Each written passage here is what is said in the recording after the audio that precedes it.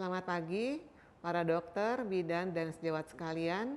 Senang sekali hari ini saya akan sharing mengenai pengelompokan risiko tinggi preeklamsi. Risiko preeklamsi sangat banyak sehingga secara umum kita kelompokkan menjadi kelompok dari familial atau keluarga, demografi, kemudian kelompok riwayat medis atau riwayat obstetris sebelumnya, dan kelompok yang terakhir adalah kondisi medis yang memperberat kehamilan. Dari faktor familial ada beberapa hal yang menjadi faktor risiko preeklamsi. Tentunya gen ini diturunkan dari ibu atau ayah. Kemudian wanita dengan preeklamsi ini memang akan menjadikan suatu faktor risiko yang meningkat pada saudara perempuannya sebanyak 37%, anak perempuannya sebanyak 26%, dan cucu perempuan sebanyak 16%. Anak perempuan dengan risiko dengan riwayat keluarga preeklamsi juga memiliki risiko patologi yang meningkat dengan relatif risiko sebanyak 2,9. Dan kalau wanita hamil tersebut memiliki saudara perempuan yang preeklamsi, dia akan mempunyai risiko relatif sebanyak 2,6. Kemudian juga bisa dilihat dari riwayat penyakit di keluarga, yaitu di ayah ibunya. Jika orang tuanya menderita hipertensi atau diabetes, juga meningkatkan risiko preeklamsi secara signifikan pada wanita tersebut. Kemudian kita akan lihat dari kelompok lain, yaitu usia. Ibu dengan usia lebih atau sama dengan 40 tahun meningkatkan risiko terjadinya preeklamsi dengan odds rasio 1,49. Dan hati-hati juga dengan umur lebih dari 35 tahun di laporan lain dari WHO dari beberapa negara juga meningkatkan risiko terjadinya preeklamsi. Hal lain lagi yaitu etnik. Ternyata etnik Afro-Karibia atau Asia Selatan itu berisiko lebih tinggi daripada etnik Kaukasia. Dan dari penelitian ternyata wanita Afrika Amerika dengan preeklamsi tekanan darahnya bisa terjadi lebih tinggi dan membutuhkan perawatan yang lebih daripada etnik yang lain. Kemudian ada penelitian lagi bahwa dari etnis Kaukasia memiliki insiden HELLP syndrome yang lebih berat, yaitu dengan kejadian hemolisis dan enzim hati yang meningkat serta kadar trombosit yang lebih rendah. Nah, ini ada hal yang menarik yaitu berat lahir ibu. Jadi ibu hamil tersebut bisa kita tanya riwayatnya dulu berat lahirnya berapa. Ternyata jika wanita hamil tersebut dulu berat lahirnya kurang dari 2.500 gram, ini meningkatkan risiko preeklamsi sebanyak 2 kali lipat dibandingkan dengan pasien-pasien hamil yang dulunya berat lahirnya antara 2.500 sampai 2.999 gram saat lahir.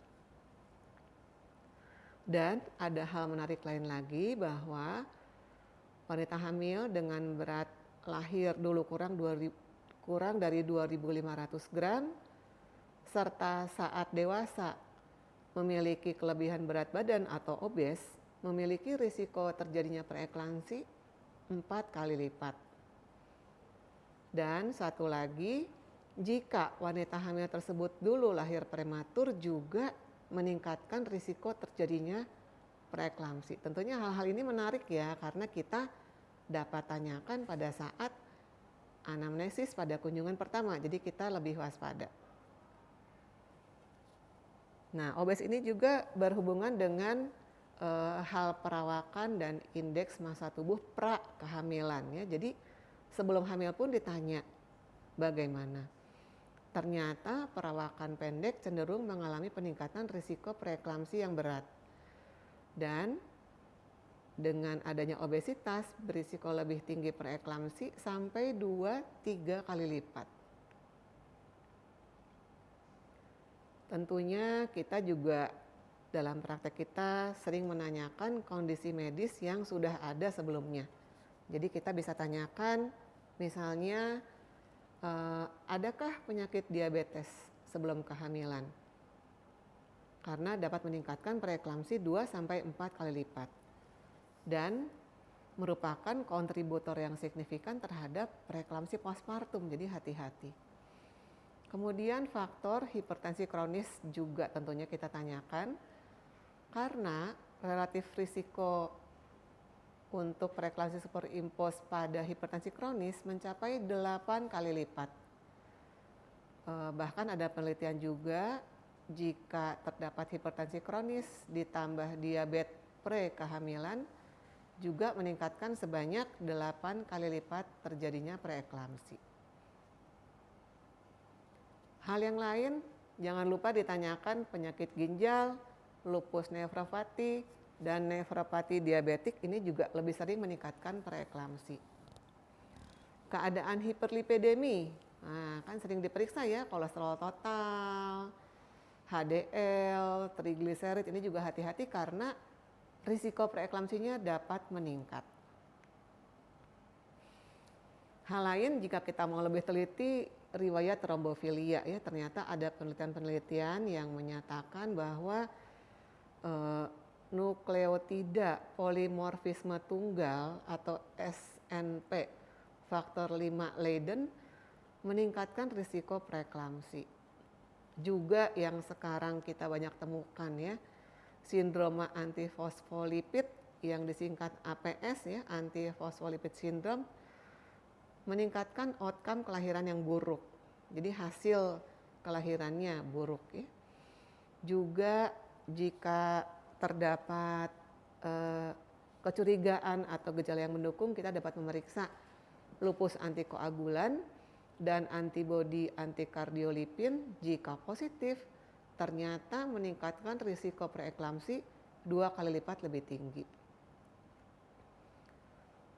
Ya, sekarang kita masuk ke hal hipertensi dalam kehamilan yang sebelumnya.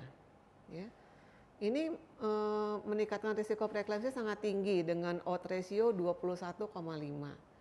Kemudian yang menarik, jika pernah preeklamsi, dia akan mengalami preeklamsi ulangan sebanyak 12%. Kemudian kita juga tanyakan data, jika terdapat riwayat preeklamsi, juga melahirkan sebelum 28 minggu, preeklamsinya itu bisa berulang 40%. Cukup banyak ya, jadi perlu hati-hati. Kita bisa tapis atau screening dengan cara anamnesis. Nah, sekarang tentang kehamilan ganda atau kehamilan kembar. Ternyata meningkatkan risiko hipertensi gestasional dengan risiko relatif 2,04. Juga preeklamsi sebanyak 2,62 risiko relatifnya. Kehamilan ganda tentunya meningkatkan massa plasenta. Secara patofisiologi akan meningkatkan sirkulasi S-FLT1, jadi suatu penanda anti-angiogenik yang berperan penting pada patofisiologi, terutama preeklamsi awitan dini. Nah, ini juga ada penelitian ya, ada-ada saja ya, diteliti juga tentang jenis kelamin janin. Ternyata studi kohort di Norwegia itu lebih sering terjadi pada janin laki-laki yang dilahirkan pada usia 40 minggu atau lebih. Tapi menariknya, jika preeklamsi ini dilahirkan prematur di usia 35-36 minggu, ternyata lebih banyak pada janin perempuan. Jadi menarik juga ya hal ini ya. Sekarang kita lihat dari aspek teknologi reproduksi berbantu. Misalnya bayi tabung ya, IVF atau bayi tabung ya. Sering disingkat menjadi TRB, teknologi reproduksi berbantu. Ternyata faktor risiko preeklamsinya lebih tinggi pada kehamilan tunggal dan kembar pada TRB dibandingkan dengan yang terjadinya kehamilannya secara spontan. Tentang infeksi bagaimana, ini juga sudah diteliti dengan suatu meta-analisis dari 40 penelitian. Ternyata infeksi saluran kemih dan penyakit periodontal meningkatkan kecenderungan preeklamsi, jadi hati-hati juga ya. Berikutnya, malformasi kongenital. Ternyata meningkatkan risiko preeklamsi dengan risiko relatif 1,26. Faktor ayah, wah ternyata ada juga faktor ayah, bukan faktor ibu saja. Usia ayah yang lebih dari 45 tahun akan meningkatkan risiko terjadinya preeklamsi. Jadi pentingnya ditanya juga usia suaminya berapa, kita sering anamnesis awal kan untuk hal ini. Tentang aktivitas fisik atau olahraga. Ini baik karena terbukti efek perlindungan pada perkembangan preeklamsinya dengan odds ratio 0,77 dan sudah diteliti ternyata aktivitas fisik yang tinggi dan jika ibu tersebut terus melakukannya selama kehamilan ini dapat menurunkan preeklamsi sebanyak 35% dan 21%. Sekarang tentang nutrisi. Nah, salah satunya adalah defisiensi mikronutrien vitamin D. Vitamin D ini didefinisikan 25 hidroksivitamin D kurang dari 30 nanomol per liter. Itu dapat meningkatkan risiko preeklamsi sebanyak 2 kali lipat.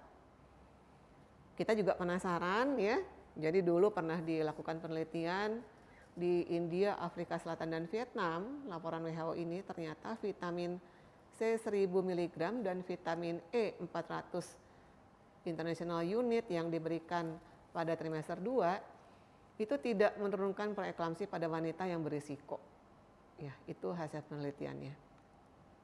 Kemudian status sosial ekonomi. Kita sering menemukan penduduk pedesaan negara berkembang itu 2 kali risiko preeklamsi lebih tinggi daripada penduduk perkotaan. Kemudian hal anemia, asupan sayuran dan buah-buahan yang buruk itu meningkatkan risiko preeklamsi juga. Yang lebih diperhatikan anemia berat dengan Hb 7 gram persen atau kurang di negara kurang berkembang itu akan meningkatkan risiko 3 kali lipat, mungkin karena kurangnya perawatan antenatal dan pendidikan yang tingkat menengah. Terima kasih, kiranya sharing saya hari ini dapat membawa manfaat yang baik untuk kita semua. Selamat pagi.